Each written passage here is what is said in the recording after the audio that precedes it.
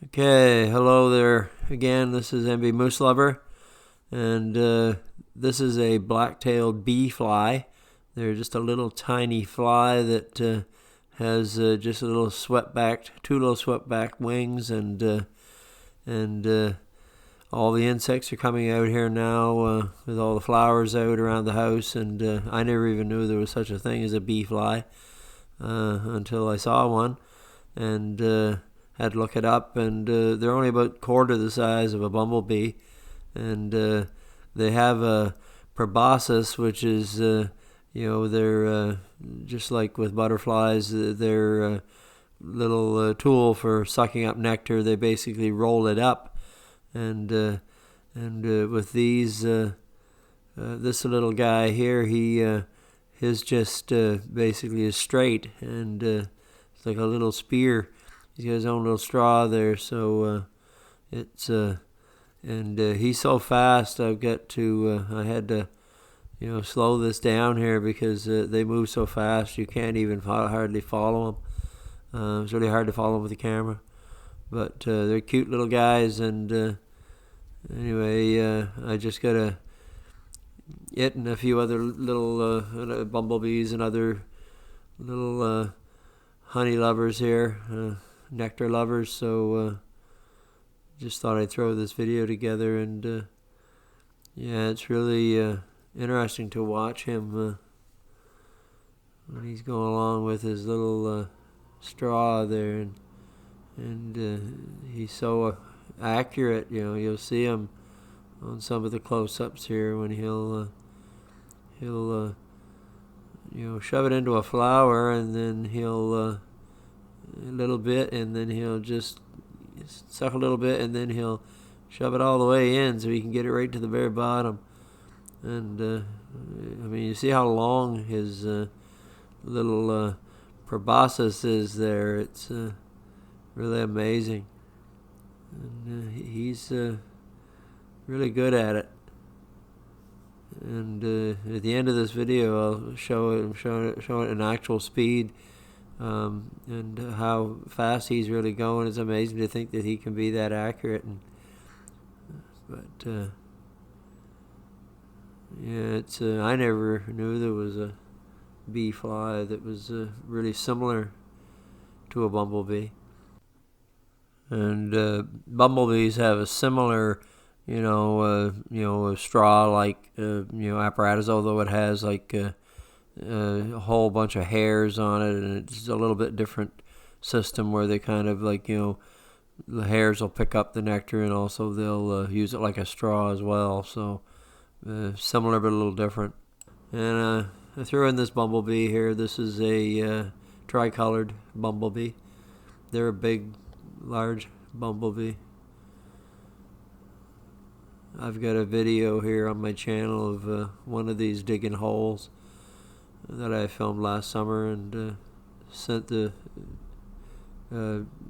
called a biologist, insect biologist, and got him to look at the video and tell me what it was doing digging the holes. So he actually got in contact with another provincial biologist that's a bee expert, and just told me it was digging a hole for a nest. But it's funny watching these because they're just so chubby that a lot of the flowers that they get on won't support their weight, and he's just hanging upside down, and you'll see them that they'll just bend over the flowers, and they go so fast. I don't know how this bee is getting anything, because he's just going so fast.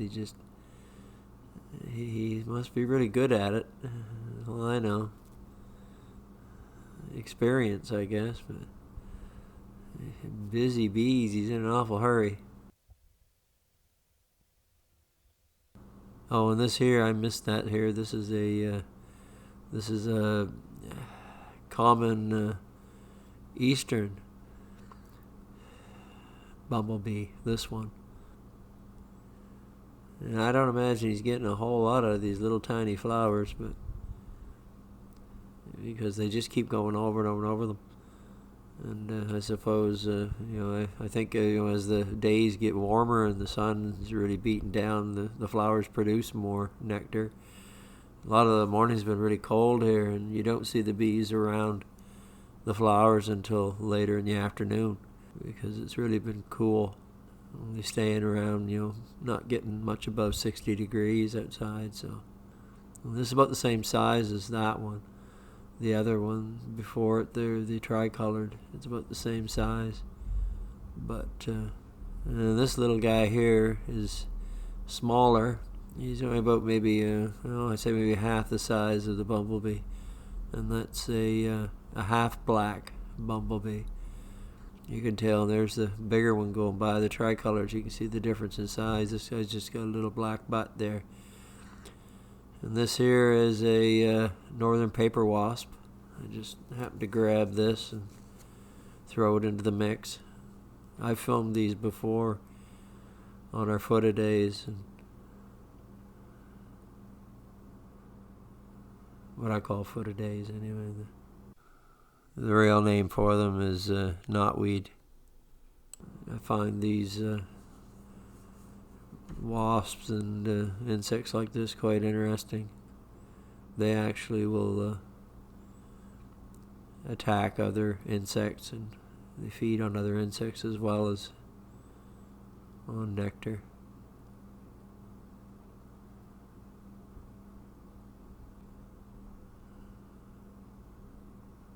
And there's another one coming up here. A spider wasp is right after this one.